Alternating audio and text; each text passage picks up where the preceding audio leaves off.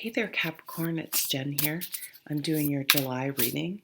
I apologize that these are late. I wasn't feeling well. I was hoping I would um, be able to sound a little better, but now we're getting to July 5th. So I just said, screw it. Just going to do the readings and you'll just have to deal with my stuffy nose. I'm sorry.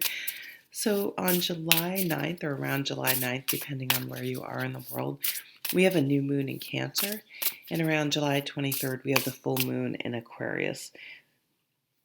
So Cancer tells us it's time to move on and deal with and move forward with something emotional that we've been thinking about or sorting through our feelings, trying to figure out. And that full moon in Aquarius is our innovative thinking. How can we look at a situation, a problem, and look at it and look for innovative ways to either approach the situation, think about the situation, and ultimately process and deal with the situation. This could be ideas for business as a positive thing. It doesn't have to be a negative thing. It's usually a very positive thing. The more nimble and creative we can be in our thinking, it almost sounds like, in some way, I'm like, oh, it sounds like denial, like talking ourselves into something or whatever. But I really don't see it that way. I just see the people who can maintain a philosophical attitude and approach towards most things, because there are very few things we can change. And if we can have a level of acceptance and I think acceptance is the perfect word, then we can save ourselves a lot of stress trying to and wishing and doing mental gymnastics to try to figure out how to control things that we can't control. And so it can sometimes feel like giving up, or that we're not trying or not doing enough. But really, and here's that shifting of thinking, really, what can we do in a lot of ways? Kind of like more of a Zen look at things.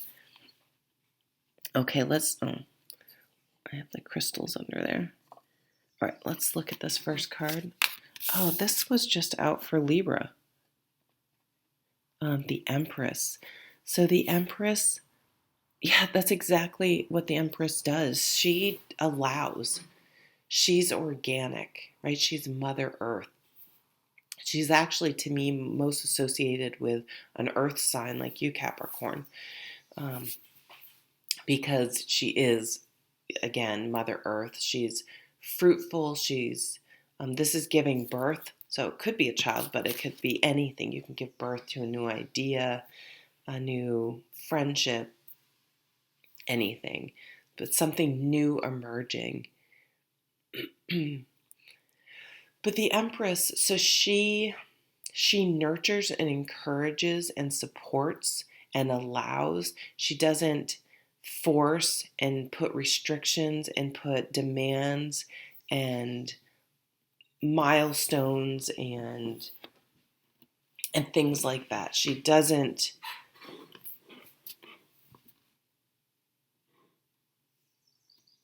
she's just there. She's just there to support and help if needed. But she's a rock, right? She's earth. She's solid. She's a solid foundation. And I'm sort of thinking about it with children. And if you try to force your kids to be, I want you to be a lawyer like I am, and this is in our family we do this, and or society tells us that our kids must fill in the blank, and so um, I bring that up I make sure that that's always on their mind. Like, you got to go to college, you got to go to college, whatever it is. So the Empress is almost telling you in some situation, could be, I'm reading for more than one person, so could be a multitude of things, to stop and allow and take your hands off. And it doesn't mean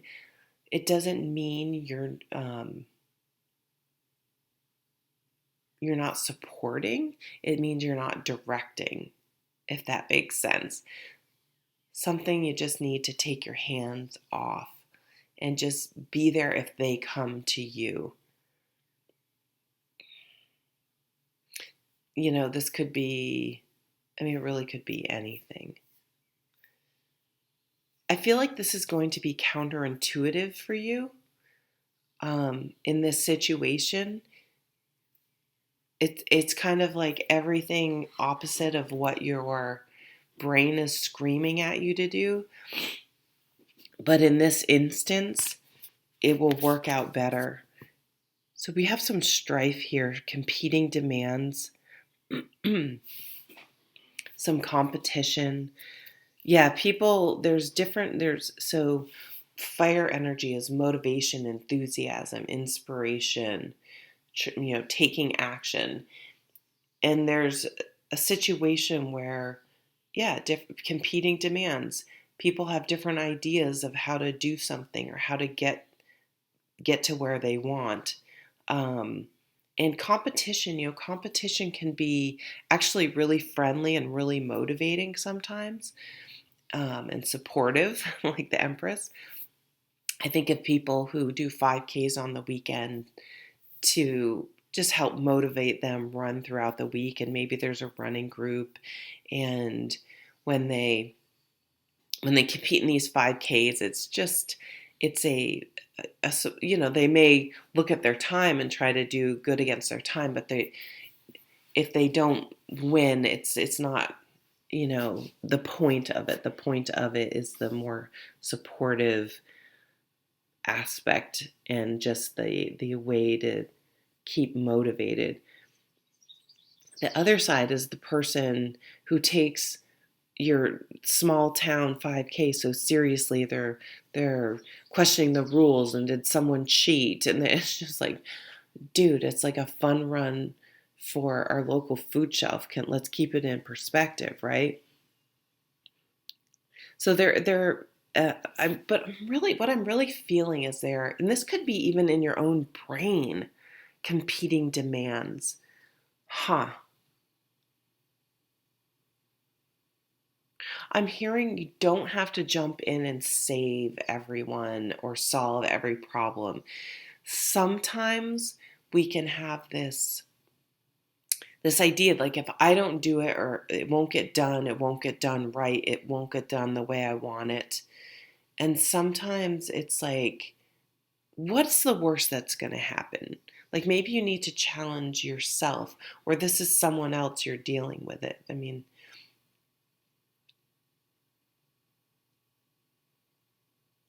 It's like the person who always comes to work sick, which hopefully people will stop doing that.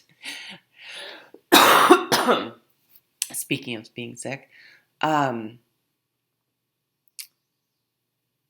because they I don't know, they think the office will stop running without them or something.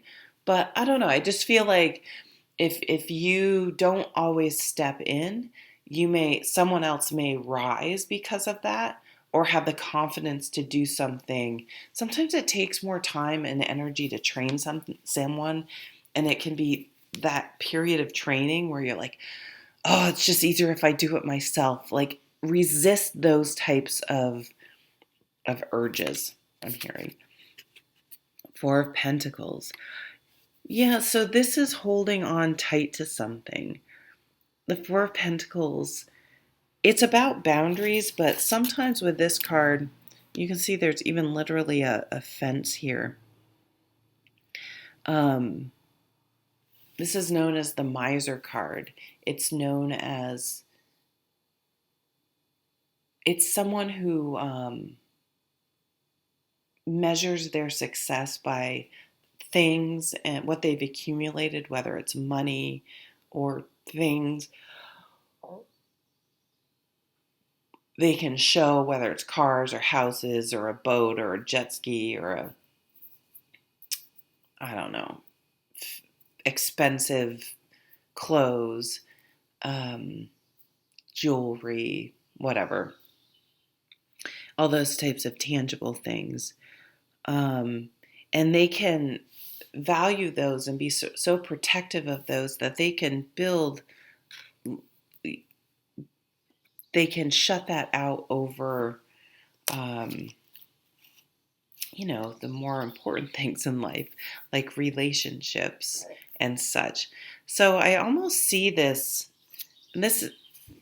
card is usually depicted as a man. So I'm almost seeing two, like there's some sort of conflict going on. And like one way to approach it is to be hands off. Allow the kids to fight it out on their own, figure it out on their own. Allow, give it some time and see if the situation works itself out. For example, the Four of Pentacles, and she's looking away. But she is far away from like people in this city here. This is almost I'm gonna hold on to my stuff, and I'm sticking to my guns. I'm sticking to my side. I'm sticking to what I think in this situation, and I'm not budging. Yeah, there are like two ways to approach a situation. I want to pull some clarifiers or see if we get some. I mean, the Four of Pentacles is also about boundaries. Are your boundaries too strong, too soft? Where do you need to put some boundaries in place or take some down? This also could really be a family situation. Can't you see that? Where maybe you're the one that usually comes into Six of Swords. Okay, moving away. Yeah, so moving away from. Yes, okay. Six of Swords, you're just kind of walking away. You're removing yourself from the situation. You're going from rough waters to smooth waters. So whether you're literally not engaging in the situation, or just mentally you're checking out, hands off. You're not allowing it. You're not allowing yourself to get in the thick of it. Because the Two of Wands says, okay, we're human. We only have a finite amount of energy to expend, and then we need to rest or refuel or whatever. I'm going to be smart about where and how I spend my time and energy. And I'm not getting in the middle. Like, does this warrant me getting in the middle of and solving? And if it doesn't, so maybe you're being protective. Now I'm seeing this in a different light. Protective of your time and energy. And I think that is wise. And again, taking that Empress, that more organic, allowing, receptive, acceptance approach to things, and maintaining a strong boundary. See, the strong boundary can be a very positive thing.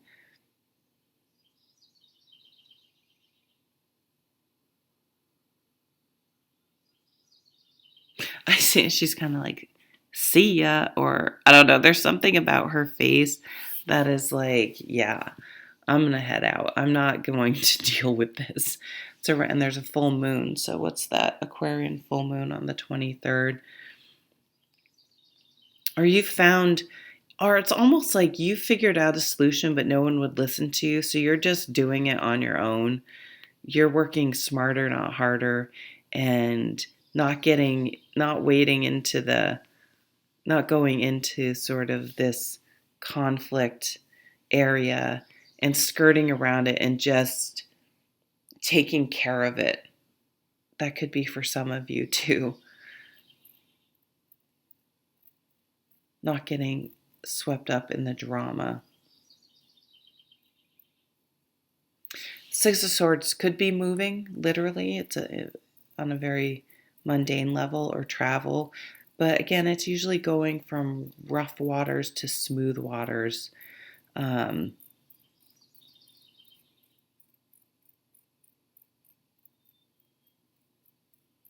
and just allowing and being. Okay, I think I've said that over and over again. Capricorn, that's your reading. I hope you have a wonderful July. Take care.